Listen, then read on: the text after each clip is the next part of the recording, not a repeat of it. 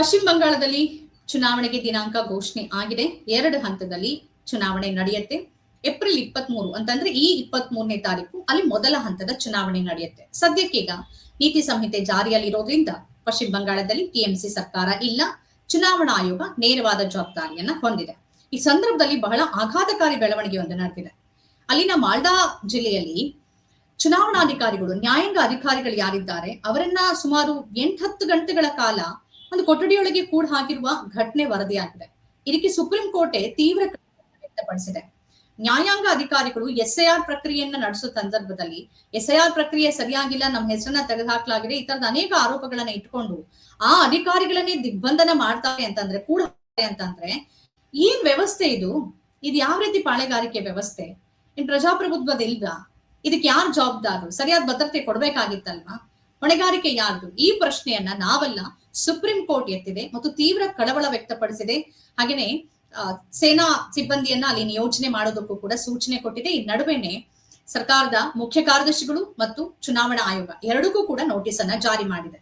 ಸರಿಯಾದ ಭದ್ರತೆಯನ್ನ ಹೊಣೆಗಾರಿಕೆ ಅಂತ ಬಂದಾಗ ಇಲ್ಲಿ ರಾಜಕೀಯ ಆರೋಪ ಪ್ರತ್ಯಾರೋಪ ನಡೀತಾ ಇದೆ. ಈಗ ಟಿಎಂಸಿ ಏನ್ ಆರೋಪ ಮಾಡ್ತಿದೆ, ರಾಷ್ಟ್ರಪತಿ ಆಳ್ವಿಕೆಯನ್ನ ಹೇರಿಕೆ ಮಾಡೋದಕ್ಕಾಗಿ ಸರ್ಕಾರ ಈ ಕ್ರಮ ಅಂತಂದ್ರೆ ಬಿಜೆಪಿ ಈ ಕ್ರಮವನ್ನ ತೆಗೆದುಕೊಳ್ತಾ ಇದೆ. ಇದು ನಮಗೆ ನಿರೀಕ್ಷಿತ. ಇಲ್ಲಿ ಹೇಗಾದ್ರೂ ಮಾಡಿ ಟಿಎಂಸಿ ವಿರುದ್ಧದ ಯಾವುದೋ ಒಂದು ಯೋಜನೆಯನ್ನು ರೂಪಿಸ್ಬೇಕಿದೆ, ಆ ಮುಖಾಂತರ ರಾಷ್ಟ್ರಪತಿ ಆಳ್ವಿಕೆ ಹೇರ್ಬೇಕು, ಅದಕ್ಕೆ ಮಾಡ್ತಿದೆ ಅಂತ. ಇನ್ನೊಂದು ಕಡೆಯಲ್ಲಿ ಬಿಜೆಪಿ ಏನ್ ಹೇಳ್ತಿದೆ, ಈ ಪ್ರಕ್ರಿಯೆ ಮುಖಾಂತರವಾಗಿ ಧ್ರುವೀಕರಣ ಮಾಡುವ ಕೆಲಸವನ್ನ ಟಿಎಂಸಿ ಮಾಡ್ತಾ ಇದೆ ಅಂತ ಹೇಳ್ತಾ ಇದೆ.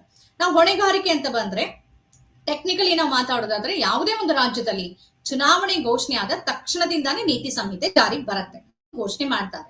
ನೀತಿ ಸಂಹಿತೆ ಜಾರಿಯಾದ ನಂತರದಲ್ಲಿ ಅಲ್ಲಿ ಸರ್ಕಾರ ಇರೋದಿಲ್ಲ. ಎಲ್ಲ ಸಂಪೂರ್ಣ ಜವಾಬ್ದಾರಿ ಚುನಾವಣಾ ಆಯೋಗದ ಸುಪರ್ದಿಗೆ ಬರುತ್ತೆ. ಪಶ್ಚಿಮ ಬಂಗಾಳದಲ್ಲಿ ಏನಾಯ್ತು ಅಂತಂದ್ರೆ, ಈ ಚುನಾವಣೆ ಘೋಷಣೆಯಾಗಿ ನೀತಿ ಸಂಹಿತೆ ಜಾರಿಗೆ ಬರ್ತಾ ಇದ್ದಂಗೆ ಆಯೋಗ ಏನ್ ಮಾಡ್ತು, ಅಲ್ಲಿದ್ದಂತ ಎಲ್ಲಾ ಹಿರಿಯ ಅಧಿಕಾರಿಗಳು, ಸರ್ಕಾರದ ಮುಖ್ಯ ಕಾರ್ಯದರ್ಶಿಗಳು, ಡಿಜಿಪಿ, ಅದಕ್ಕಿಂತ ಮುಂಚೆ ರಾಜ್ಯಪಾಲರು ಅದು ಬದಲಾಗಿದ್ರು, ಮತ್ತು ಮುಖ್ಯವಾದ ಹುದ್ದೆಯಲ್ಲಿ ಯಾರೆಲ್ಲ ಇದ್ರು ಅವರೆಲ್ಲರನ್ನ ಬದಲಾಯಿಸಲಾಯ್ತು. ಮೊದಲು ಮಮತಾ ಬ್ಯಾನರ್ಜಿಗೆ ಆಪ್ತರಾದ, ಸಹಜವಾಗಿನೇ ಒಂದು ಸರ್ಕಾರದ ಮುಖ್ಯಮಂತ್ರಿಗಳ ಆಪ್ತ ಅಧಿಕಾರಿಗಳು ಅವರ ಆಪ್ತ ವಲಯದಲ್ಲಿ ಇರ್ತಾರೆ, ಅಂತಂದ್ರೆ ಅನೇಕ ಪ್ರಮುಖವಾದ ಹುದ್ದೆಗಳನ್ನ ವಹಿಸ್ಕೊಂಡಿರ್ತಾರೆ. ಆದ್ರೆ ಮಮತಾ ಬ್ಯಾನರ್ಜಿ ಅವರ ವಿರುದ್ಧ ಮತ್ತು ಅವರ ನಿಲುವನ್ನ ಒಪ್ಪದ ಅಧಿಕಾರಿಗಳನ್ನ ಈ ಎಲ್ಲ ಸ್ಥಾನಕ್ಕೆ ಚುನಾವಣಾ ಆಯೋಗ ತಂದು ಕೂರಿಸ್ತು. ಮುಕ್ತ ಮತ್ತು ನ್ಯಾಯಸಮ್ಮತ ಚುನಾವಣೆಯನ್ನ ನಡೆಸುವ ಉದ್ದೇಶ ಮತ್ತು ಒಂದು ಆಲೋಚನೆಯನ್ನ ಆಯೋಗ ಹೊಂದಿತ್ತು ಅಂತಾನೆ ಅಂದುಕೊಂಡ್ರು. ಈಗಲೇ ಟಿಎಂಸಿ ಪರವಾದ ಅಧಿಕಾರಿಗಳಿಲ್ಲ, ಸರ್ಕಾರದ ನಿಯಂತ್ರಣ ಅಂತಂದ್ರೆ ಟಿಎಂಸಿಯ ನಿಯಂತ್ರಣದಲ್ಲಿ ಸರ್ಕಾರ ಇಲ್ಲ, ಇದೆ ಅಧಿಕಾರಿಗಳ ಮುಖಾಂತರವಾಗಿ ಆಡಳಿತ ನಡೀತಾ ಇದೆ. ಅದೆಲ್ಲವೂ ಈಗ ಚುನಾವಣಾ ಆಯೋಗದ ಜವಾಬ್ದಾರಿಯಲ್ಲಿ ನಡೀತಿದೆ. ಹಾಗಾಗಿ ಇಲ್ಲಿ ಚುನಾವಣಾಧಿಕಾರಿಗಳನ್ನ ಮತ್ತು ಇಲ್ಲಿ ನ್ಯಾಯಾಂಗ ಅಧಿಕಾರಿಗಳನ್ನ ಮಾಲ್ಡಾದಲ್ಲಿ ಏನ್ ಕೂಡ ಹಾಕಿದ್ರಲ್ಲ, ದಿಗ್ಬಂಧನ ಮಾಡಿದ್ರಲ್ಲ, ಅವರಿಗೆ ಸರಿಯಾದ ಭದ್ರತೆ ಒದಗಿಸಬೇಕಾಗಿತ್ತು ಸರ್ಕಾರದ ಕರ್ತವ್ಯ. ಸರ್ಕಾರ ಅಂತಂದ್ರೆ ಆಡಳಿತ ಈಗ ಚುನಾವಣಾ ಆಯೋಗದ ಸುಪರ್ದಿಯಲ್ಲಿ ಇರೋದ್ರಿಂದ ಚುನಾವಣಾ ಆಯೋಗ ಏನ್ ಮಾಡ್ತಾ ಇತ್ತು, ಪೊಲೀಸ್ ಇಲಾಖೆ, ಡಿಜಿಪಿ ಏನ್ ಮಾಡ್ತಾ ಇದ್ರು, ಸರಿಯಾದ ರೀತಿಯಲ್ಲಿ ಭದ್ರತೆಯನ್ನು ಕೊಡ್ಬೇಕಾಗಿತ್ತಲ್ಲ. ಜನ ಸುತ್ತುವರೆದಿದ್ರು, ದಿಗ್ಬಂಧನ ಹಾಕಿದ್ರು, ಅವ್ರನ್ನ ಕೂಡ ಹಾಕಿದ್ರು ಅಂತ 8-9 ಗಂಟೆ ಅಂತಂದ್ರೆ ಸುಮ್ನೆ ಇರೋದಕ್ಕಾಗತ್ತಾ? ಅವ್ರನ್ನ ಚದುರಿಸ್ಬೇಕಾಗಿತ್ತು, ವಶಕ್ಕೆ ಪಡಿಬೇಕಾಗಿತ್ತು, ಪರಿಸ್ಥಿತಿಯನ್ನ ಸರಿ ಮಾಡ್ಬೇಕಾಗಿತ್ತು. ಇದು ಯಾವುದನ್ನು ಮಾಡದೆ ಇಷ್ಟು ಗಂಟೆಗಳ ಕಾಲ ಬಿಟ್ಟಿದ್ದು ಒಂದು ಕಾನ್ಸ್ಪಿರಸಿ ಕಾಣುವಂತೆ ಮಾಡ್ತಾ ಇದೆ. ಇದನ್ನೇ ಟಿಎಂಸಿ ಅಂತ ಹೇಳ್ತಾ ಇದೆ. ಈಗ ಅವ್ರಿಗೊಂದು ಪಾಸಿಟಿವ್ ಆಗಿ ಏನ್ ಸಿಕ್ಕಿದೆ ಅಂತಂದ್ರೆ, ನಾವು ಅಧಿಕಾರದಲ್ಲಿ ಇಲ್ಲ, ನಾವು ಹೊರಗಿದೀವಿ, ಈಗ ಚುನಾವಣಾ ಪ್ರಚಾರದಲ್ಲಿ ಇದೀವಿ.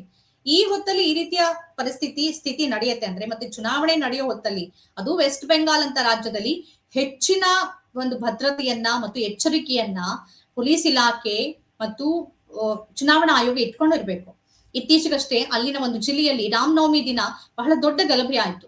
ಇದಕ್ಕೂ ಪ್ರಶ್ನೆಗಳಿದೆ. ಯಾಕೆ ಈ ಗಲಭೆ ಆಗಕ್ಬಿಟ್ಟು ಚುನಾವಣಾ ಸಂದರ್ಭದಲ್ಲಿ ಈ ತರದ ಆಗತ್ತೆ ಅಂತ ಗೊತ್ತಿದ್ರು ಕೂಡ ಹೆಚ್ಚಿನ ಜವಾಬ್ದಾರಿಯನ್ನ ಪೊಲೀಸ್ ಸಿಬ್ಬಂದಿಯನ್ನ, ಸೇನೆಯನ್ನ ಹಾಕ್ಬೇಕಾಗಿದ್ ಯಾರ ಜವಾಬ್ದಾರಿ? ಚುನಾವಣಾ ಆಯೋಗದ್ದೇ ಜವಾಬ್ದಾರಿ. ಬರೀ ನೀವು ಚುನಾವಣೆ ದಿನ ಮಾತ್ರ ಭದ್ರತೆಯನ್ನ ಒದಗಿಸಿದ್ರೆ ಅಥವಾ ಮತ ಎಣಿಕೆ ದಿನ ಒದಗಿಸಿದ್ರೆ ಮಾತ್ರ ಸಾಧ್ಯ ಆಗೋದಿಲ್ಲ. ಚುನಾವಣೆ ಘೋಷಣೆಯಾಗಿ ಮತ ಎಣಿಕೆ ಆಗೋ ತನಕ ಸಂಪೂರ್ಣವಾದ ಜವಾಬ್ದಾರಿ ಇರೋದು ಚುನಾವಣಾ ಆಯೋಗದ ಮೇಲೇನೆ ಇರತ್ತೆ. ಹಾಗಾಗಿ ಇಲ್ಲಿ ಆಯೋಗ ಸಂಪೂರ್ಣ ಈ ಜವಾಬ್ದಾರಿಯನ್ನ ಹೊರಬೇಕಾಗತ್ತೆ. ಆಯೋಗದ ಜೊತೆನೆ ಅಲ್ಲಿನ ಆಡಳಿತವನ್ನ ನಡೆಸುವ ಈಗ ಸದ್ಯಕ್ಕೆ ಸರ್ಕಾರದ ಮುಖ್ಯ ಕಾರ್ಯದರ್ಶಿಗಳು, ಡಿಜಿಪಿಯು, ಇವರೆಲ್ಲರೂ ಈ ಜವಾಬ್ದಾರಿಯನ್ನ ಹೊರಬೇಕಾಗತ್ತೆ. ಇದನ್ನೇ ಸುಪ್ರೀಂ ಕೋರ್ಟ್ ಹೇಳಿದೆ, ಕಳವಳ ವ್ಯಕ್ತಪಡಿಸಿದೆ. ಹಾಗಾಗಿ ಈ ಒಂದು ಘಟನೆ ಏನಿದೆ ಇದು ರಾಜಕೀಯ ಆರೋಪ ಪ್ರತ್ಯಾರೋಪಕ್ಕೆ ಕಾರಣ ಆಗಿದ್ರೂ ಕೂಡ ಟಿಎಂಸಿ ಹೊಣೆಗಾರಿಕೆಯನ್ನ ತಪ್ಪಿಸ್ಕೊಳ್ಳೋ ಸಾಧ್ಯತೆ ಮತ್ತು ಅವಕಾಶ ಅದಕ್ಕಿದೆ. ಯಾಕೆಂದ್ರೆ ಅದು ಆಡಳಿತದಲ್ಲಿ ಇಲ್ಲ, ಈಗ ಆಡಳಿತಕ್ಕೆ ಮತ್ತೆ ಹೋಗ್ಬೇಕು ಅಂತ ಪ್ರಯತ್ನದಲ್ಲಿದೆ. ಬಿಜೆಪಿ ಸಹಜವಾಗಿ ಟಿಎಂಸಿ ಮೇಲೆ ಹಾಕೋದಕ್ಕೆ ಪ್ರಯತ್ನ ಪಡ್ತಿದೆ. ಆದ್ರೆ ಈ ಸಂದರ್ಭದಲ್ಲಿ ಅದೇನಾದ್ರೂ ಚುನಾವಣೆ ಘೋಷಣೆ ಆಗೋದಕ್ಕಿಂತ ಮುಂಚೆ ಈ ತರದ SIR ನಡೀತಿದ್ದ ಹೊತ್ತಲ್ಲಿ ಇದು ಹಾಗಿದ್ರೆ, ಮತ್ತೆ ರಾಮನವಮಿ ದಿನ ಅಲ್ಲಿ ಗಲಾಟೆ ಆಗಿದ್ರೆ ಅದೆಲ್ಲದಕ್ಕೂ ರಾಜ್ಯ ಸರ್ಕಾರ ಲಾ ಅಂಡ್ ಸ್ಟೇಟ್ ಇಶ್ಯೂ ಬರುತ್ತೆ, ಅದಕ್ಕೆ ಹೊಣೆಗಾರಿಕೆ ಹೊರಬೇಕಾಗಿತ್ತು. ಆದ್ರೆ ಇವತ್ತಿಗೆ ಆ ಹೊಣೆಗಾರಿಕೆ ಟಿಎಂಸಿ ಮೇಲಿಲ್ಲ, ಬದಲಾಗಿ ಚುನಾವಣಾ ಆಯೋಗ ಜ್ಞಾನೇಶ್ ಕುಮಾರ್ ಮತ್ತು ಅವರ ತಂಡದ ಮೇಲಿದೆ. ಹಾಗೇನೆ ಅಲ್ಲಿನ ಸರ್ಕಾರದ ಮುಖ್ಯ ಕಾರ್ಯದರ್ಶಿಗಳು ಮತ್ತು ಅಡ್ವೊಕೇಟ್ ಜನರಲ್ಗೆ ಬೆವರಿಳಿಸೋ ಮಾತುಗಳನ್ನ ಸುಪ್ರೀಂ ಕೋರ್ಟ್ ಹೇಳಿದೆ. ಏನ್ ಮಾಡ್ತಾ ಇದ್ರಿ ನೀವು?